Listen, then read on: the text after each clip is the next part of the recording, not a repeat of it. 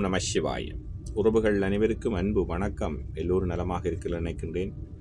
எல்லோரும் நலமாக இருக்க வேண்டும் என்று இல்லாமல் இறைவனை பிரார்த்தித்தவனாக வளமை போன்ற ஒரு குரலை காணொலி வடிவிலே பதிவிட்டு வருகின்றேன். அந்த வகையில் இன்றைய தினம் நாங்கள் காண்க இருக்கின்ற குரல் 1330 குரலிலே 438வது குரலாக அமைய இருக்கின்றது. நல்லொரு குரலாகவும் நல்லொரு உரையாகவும் அமைய இருக்கின்றது. அதீத பற்று பொருள் மீது கொண்டோமாக இருந்தால் நாங்கள் எப்படிப்பட்டவர்களாக வாழ நேரிடும் என்பதை இந்த குரல் அழகாக சொல்ல இருக்கின்றது. பார்ப்போம். பற்றுள்ளமெனும் இவரன்மை எற்றுள்ளம் எண்ணப்படுவதொன்று.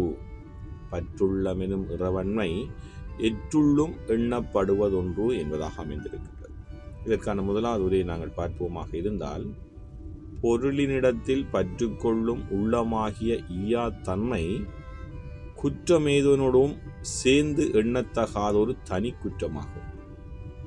அதாவது சொத்துக்கள் மீது பொருட்கள் மீது மற்றவர்கள் கொடுக்காமல் தனக்கு மட்டும் வேணும் என்று சொல்லுகின்ற அந்த பற்று, பொருள் மீது கொண்ட பேராசை எல்லா குற்றங்களையும் காட்டிலும் தனிப்பெரும் குற்றமாக கருதப்படும் என்பதாக முதலாவது உரை அமைந்திருக்கின்றது. பொருள்களினிடத்தில் பற்றுக்கொள்ளும் உள்ளமாகிய ஈயாத்தன்மை, அதாவது மற்றவர் கொடுக்காத தன்மை குற்றமெதனோடும் சேர்ந்து எண்ணத்தகாத ஒரு தனி குற்றமாகும் என்பதாக அமைந்திருக்கின்றது.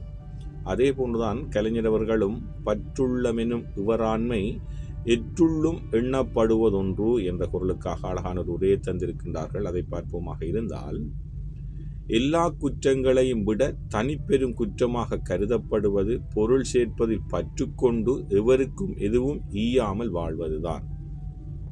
நாங்கள் பொருள் சேர்க்கத்தான் வேண்டும், எங்களுக்கு நாங்கள் நன்றாக இருக்கத்தான் என்ற வாழ்க்கையை நாங்கள் நடத்தி செல்வதற்கு பொருள் பணம் தேவைதான். ஆனால் அதை மட்டுமே நோக்கமாக கொண்டு சேர்த்து வைத்து யாருக்கும் எதுவும் கொடுக்காமல், அதாவது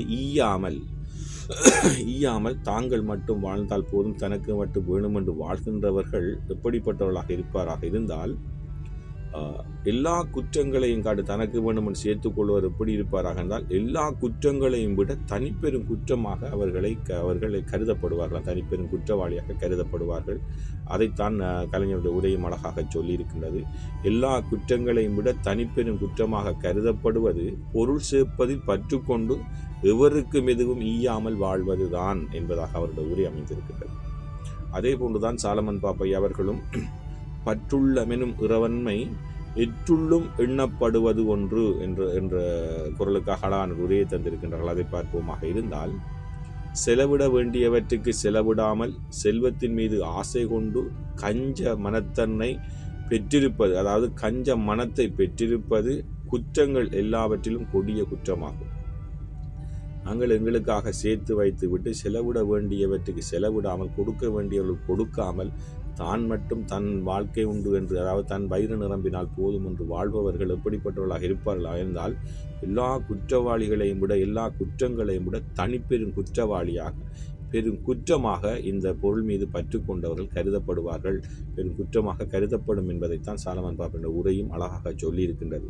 செலவிட வேண்டியவற்றுக்கு செலவிடாமல் செல்வத்தின் மீது ஆசை கொண்டவர்களாக, பேராசை கொண்டவர்களாக, கஞ்ச மனத்துடன், அதாவது மற்றவர்களுக்கு கொடுக்காமல், இதையும் கிள்ளி கொடுக்காமல் பெற்றிருப்பவர்கள், அந்த மனதை பெற்றிருப்பவர்கள் பெரும் குற்றவாளியாக கருதப்படுவார்கள், கொடிய குற்றமாக கருதப்படும் என்பதாக அவருடைய உரை அமைந்திருக்கின்றது. உண்மையிலே இன்றைய குரலான பற்றுள்ளமெனும் இறைவன்மை எற்றுள்ளும் எண்ணப்படுவது ஒன்று குரலுக்கான 3 உரைகளும் அழகான உரைகளாக அமைந்திருக்கின்றது.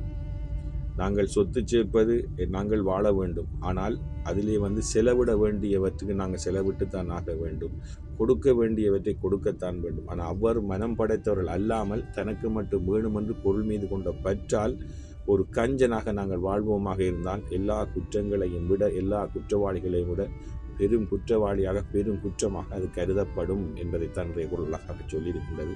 நல்லொரு குரலாகவும் நல்லொரு உரையாகவும் அமைந்திருக்கின்றது. பற்றுள்ளமெனும் இறைவன்மை எற்றுள்ளும் எண்ணப்படுவது ஒன்று. ஓம் நம சிவாய. நன்றி, வணக்கம். அடுத்த குரலை சந்திக்கலாம்.